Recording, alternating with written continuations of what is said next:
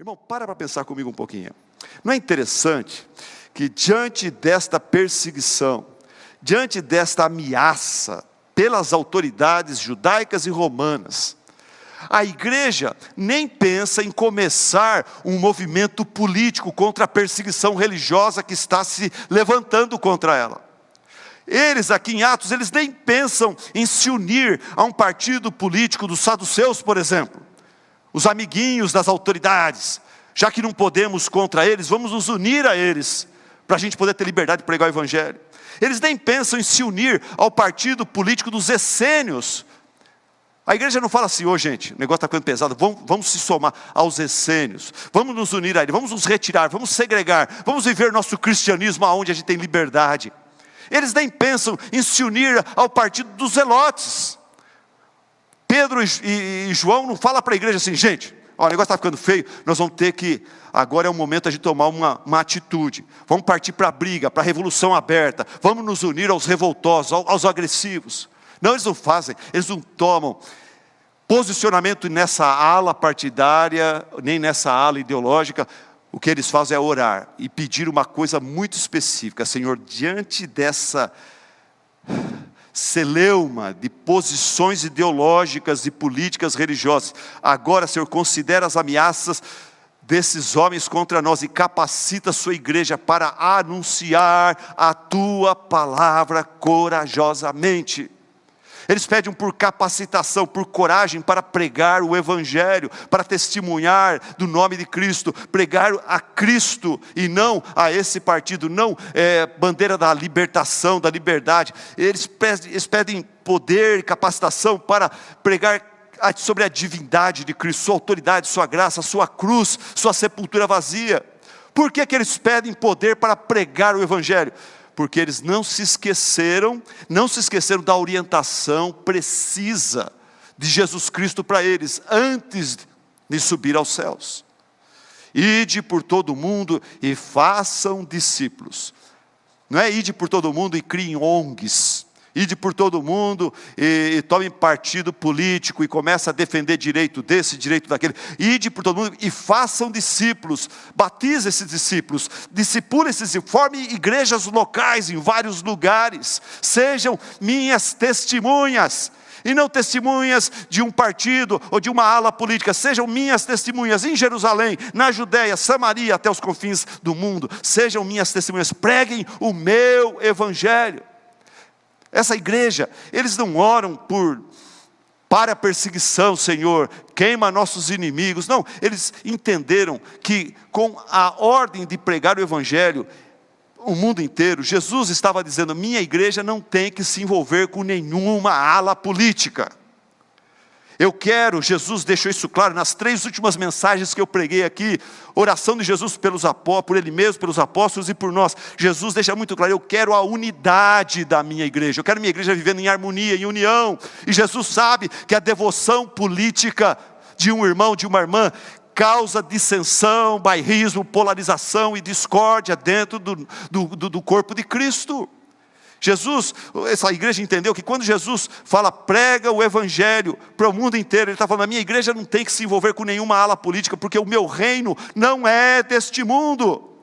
Dai a César o que é de César, dai a Deus o que é de Deus. Vamos separar bem as coisas. Meus discípulos, eles são cidadãos do reino dos céus. Irmão, a cada segundo que passa, irmã, a cada segundo que passa, eu e você estamos mais próximos de estar literalmente inseridos no reino dos céus.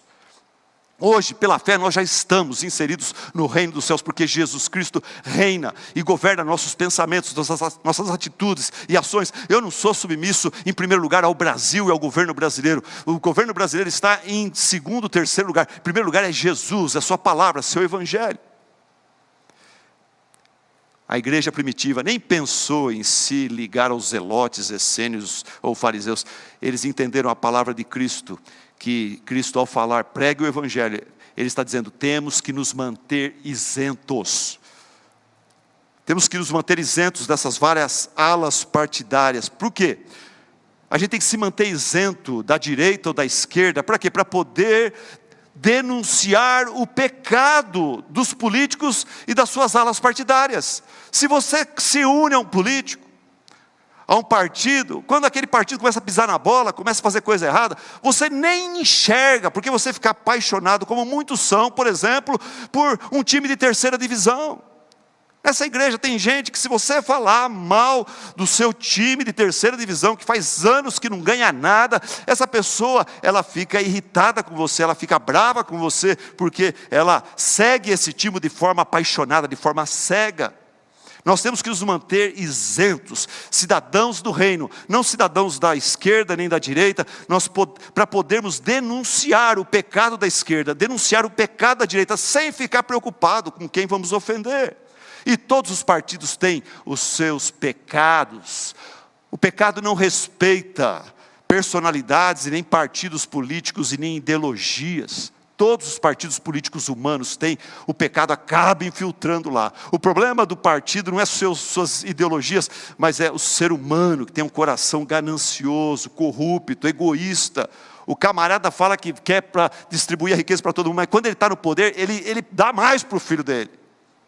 Ele dá mais para o parente dele, para o chegado dele, para ele mesmo. Não tem como. Nós temos que nos manter isentos, para poder denunciar o pecado, para podermos apoiar os acertos da esquerda ou da direita. Temos que apoiar, temos que ser sinceros. Naquilo que a esquerda está certa, eu tenho que apoiar. Naquilo que a direita está certa, eu tenho que apoiar também. Eu tenho que falar graças a Deus por isso.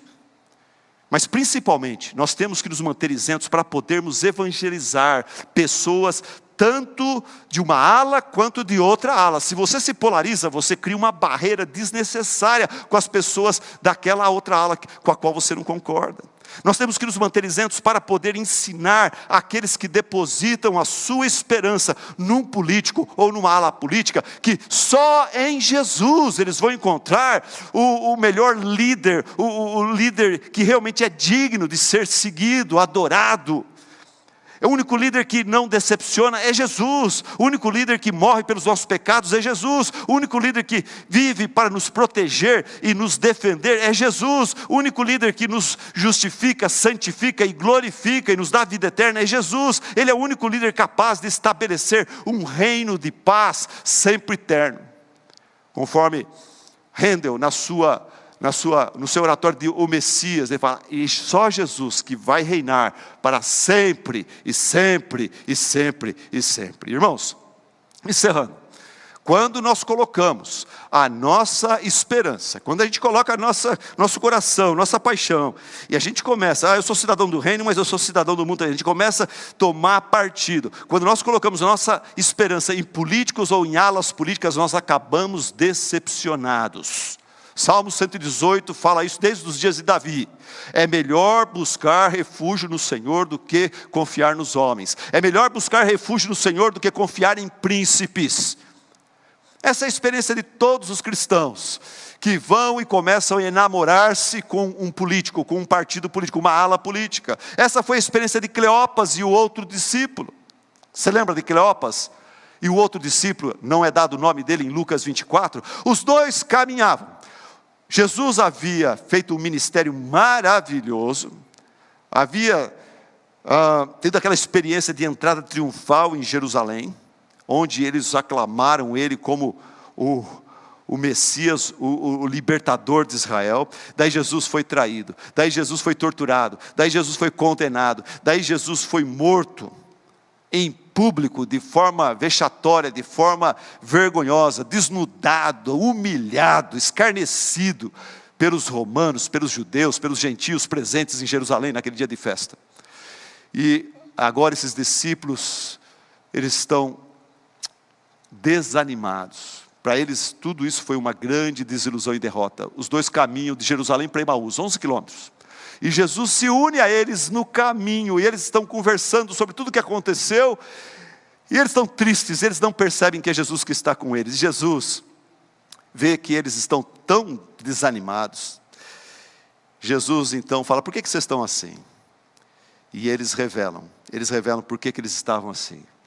Porque eles estavam olhando para a autoridade e o governo dos homens, judeus e romanos, como se esse governo humano tivesse a última palavra, como se esse governo humano fosse o autor da história.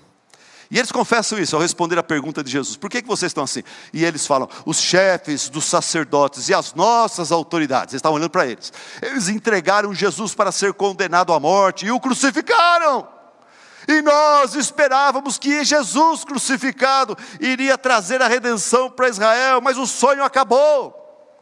Hoje é o terceiro dia desde que tudo isso aconteceu. Daí Jesus faz o quê? Jesus começa a explicar para eles: ei, vocês não leram o Velho Testamento? Vocês não conhecem as profecias do Antigo Testamento? Que deixavam muito claro que era necessário que Jesus passasse por tudo isso.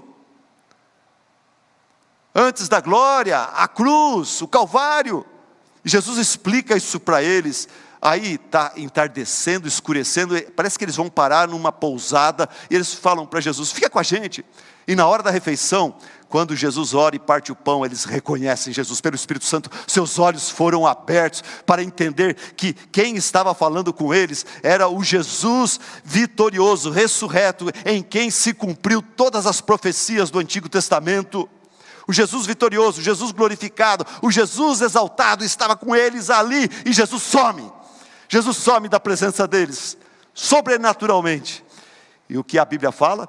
Fala que quando eles têm os olhos abertos para enxergar, que muito mais importante do que Pilatos, Herodes, Sinédrio, é Jesus Cristo, o Filho do Deus vivo, humilhado, crucificado, morto, mas agora ressurreto, exaltado, assumindo o controle da história outra vez. Os seus corações foram aquecidos. Eles falam um para o outro: não estavam ardendo os nossos corações dentro de nós, enquanto esse homem, que a gente não sabia que era Jesus, mas era Jesus, enquanto ele nos falava no caminho e nos expunha as Escrituras, não nos ardia o coração?